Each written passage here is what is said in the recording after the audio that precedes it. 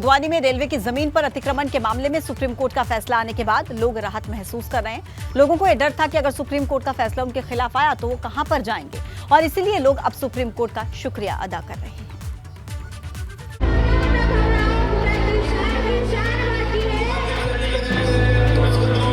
हमारा जो केस है सुप्रीम कोर्ट में पहुंच चुका है। इंशाल्लाह हम सुप्रीम कोर्ट से पूरा भरोसा आएंगे, इंसाफ होगा।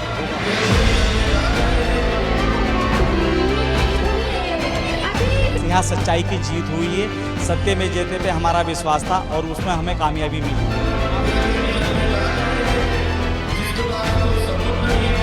अल्लाह का बहुत शुक्र है कि आज हमारे हक में फैसला आया, स्टे मिला है।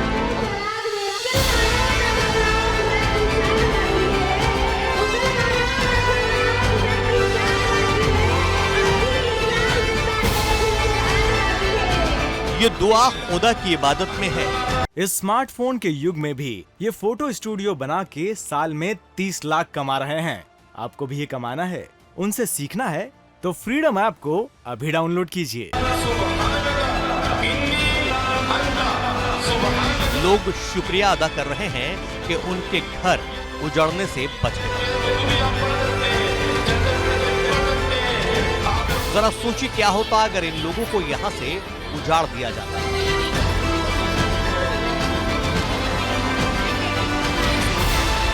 सुप्रीम कोर्ट के फैसले से बनभूलपुरा और गफूर बस्ती के लोग राहत महसूस कर रहे हैं। हल्द्वानी के लोगों के लिए एक बहुत राहत भरी खबर है और सुप्रीम कोर्ट ने जिस तरह से ये टिप्पणी की है कि 7 दिन में इतना कठोर फैसला देना व्यवहारिक नहीं है। हाई कोर्ट पर टिप्पणी की है और सुप्रीम कोर्ट ने यह भी कहा है कि 7 फरवरी तक वहां कोई भी किसी तरह की गतिविधि या कार्रवाई नहीं होगी और राज्य सरकार को भी पार्टी बना दिया है। ये एक बहुत बड़ी राहत भरी खबर है। मैं उसी बनभूलपुरा की ज़मीन पर हूं जिसको हाई कोर्ट ने रेलवे बोर्ड की घोषित कर दिया था और अवैध कब्जे हटाने के आदेश जारी कर दिए थे। बनभूलपुरा और गफूर बस्ती के लोगों के लिए तो मानो आज ईद हो। उनके लिए सुप्रीम कोर्ट का फैसला किसी धार्मिक कार्यक्रम के जश्न से कम नहीं है। पिछली बार हमारे लोगों की कमी रही कि हमारे लोग ढंग से पैरवी नहीं कर पाए अपने ही मामले की, अपने कोर्ट से मामला पैरवी नहीं कर पाए। अब यह है कि आगे को हमें अपने लोगों के लिए पैगाम देना चाहते हैं कि आगे को मजबूती के साथ में पैरवी करें और अपने हक में फैसला लें। माननीय सुप्रीम कोर्ट का हम तहे दिल से धन्यवाद करते हैं कि माननीय सुप्रीम कोर्ट ने हमारे कागजों को सही तरीके से देखा और उस पर निर्णय लिया, हमें उस पर राहत भरी खबर दी। जब तक सुप्रीम कोर्ट का फैसला नहीं आ गया, लोगों की बेचैनी बढ़ी रही। माहौल गमगीन था।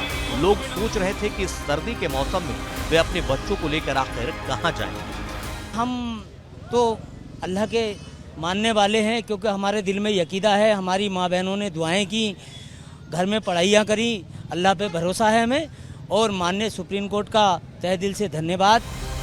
सबसे पहले एबीपी गंगा ने लोगों को सुप्रीम कोर्ट के फैसले के बारे में जानकारी दी, इसलिए लोग एबीपी गंगा का भी शुक्रिया अदा कर रहे हैं। पहले तो हम आपके चैनल का एबीपी गंगा का बहुत बड़ा धन्यवाद, क्योंकि आपने सही न्यूज़ को अच्छी तरीके से आपने दिखाया, अच्छी कवरेज की। मगर ये विवाद अभी पूरी तरह से खत्म नहीं हुआ है।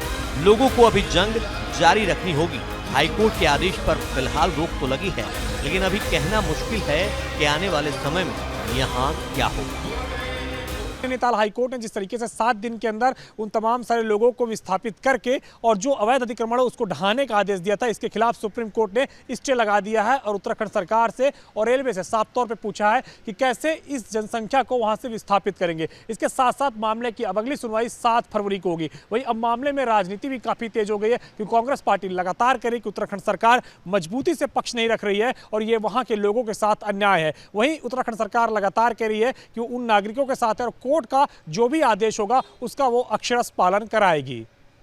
कृष्ण वीरपाल रावत के साथ अविनाश तिवारी, एबीपी गंगा, दिल्ली। हल्द्वानी में रेलवे की जमीन पर बसे करीब 4360 घरों पर हाईकोर्ट के ध्वस्तीकरण के आदेश पर सुप्रीम कोर्ट ने जैसे ही स्टे का ऑर्डर दिया, वैसे ही लोगों में खुशी की लहर दौड़ गई।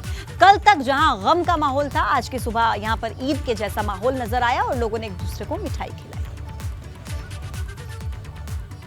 हम सब लोग साथ में पढ़ने जा रहे हैं, वहीं हमारी कोचिंग है, स्कूल भी वहीं पर है। अगर स्कूल चला जाएगा तो हमारा फ्यूचर का क्या होता है, मतलब हम वहीं स्कूल में पढ़ते हैं और बहुत सारी लड़कियां पढ़ती हैं, उन सबके फ्यूचर का क्या होता है। अब सुप्रीम कोर्ट ने राहत दे दी है आप लोगों को। अब हमें बहुत ज़्यादा खुशी है मतलब लोगों को, नहीं तो आज की सुबह अच्छी नहीं होती अगर सुप्रीम कोर्ट का फैसला हम लोगों की तरफ से लेगा। न्यायालय का जो फैसला आया हमारे हक में आया है, लेकिन उसके साथ साथ अगर फैसला कुछ और होता तो आज की जो सुबह है वो कुछ और तरीके से होती, चेहरे पे उदासी होती, लेकिन आज जो चेहरे पे जो खुशी है वो कोर्ट के फैसले से ही, और कोर्ट के फैसले का हम सम्मान करते हैं। अतिक्रमण के मामले पर सुप्रीम कोर्ट के फैसले पर मुख्यमंत्री पुष्कर सिंह धामी का बयान आया है। मुख्यमंत्री ने कहा कि सरकार ने पहले ही कहा था कि मामला सुप्रीम कोर्ट में है और जो भी फैसला होगा सरकार उसी हिसाब से काम करेगी। वो रेलवे की भूमि है और रेल विभाग माननीय हाई कोर्ट में और माननीय उच्च न्यायालय में जो भी उनका फैसला, जो भी उनका मुकदमा था वो चल रहा था, और राज्य सरकार की तरफ से हमने पहले ही कहा है कि जो भी न्यायालय का आदेश होगा हम उसके अनुरूप आगे कार्रवाई करेंगे। पूर्व विधायक भीमलाल आर्य ने हरीश रावत पर गंभीर आरोप लगाया। भीमलाल आर्य ने कहा कि हरीश रावत की वजह से कांग्रेस की स्थिति हुई है। भीमलाल आर्य ने यह भी आरोप लगाया कि हरीश रावत ने उनके साथ विश्वासघात किया। हरीश रावत जी ने उत्तराखंड से कांग्रेस को पूर्णतः निपटा दिया है। अब कोई आसार कांग्रेस के नहीं है और हरीश रावत जी की पद के प्रति जो उनकी लालसा है, मुख्यमंत्री बनने की जो उनकी लालसा थी, इस लालसा ने कांग्रेस को उत्तराखंड से समूल समाप्त करने का कुचक्र रचा था और वो रच गया है। अंकिता भंडारी हत्याकांड में गुरुवार को भी आरोपियों के नार्को टेक्स्ट पर फैसला नहीं आ सका है। दोनों पक्षों की दलील सुनने के बाद कोर्ट ने इस फैसले को सुरक्षित रखा। आरोपियों के नार्को टेस्ट पर अब 10 जनवरी को यह फैसला आएगा। उम्मीद थी कि गुरुवार को फैसला आए, लेकिन गुरुवार को भी फैसला नहीं आया। अब नार्को टेस्ट पर 10 जनवरी को फैसला आएगा। एक प्रार्थना पत्र माननीय न्यायिक मजिस्ट्रेट के यहाँ दिया गया और यह कहते हुए दिया गया कि हमें कुछ इस सापेक्ष में रूलिंगें पेश करनी है, तो कोर्ट ने उसको स्वीकार करते हुए उसमें 10 तारीख के लिए निर्णय की तिथि लगा दी। इस स्मार्टफोन के युग में भी ये फोटो स्टूडियो बना के साल में 30 लाख कमा रहे हैं। आपको भी ये कमाना है, उनसे सीखना है तो फ्रीडम ऐप को अभी डाउनलोड कीजिए।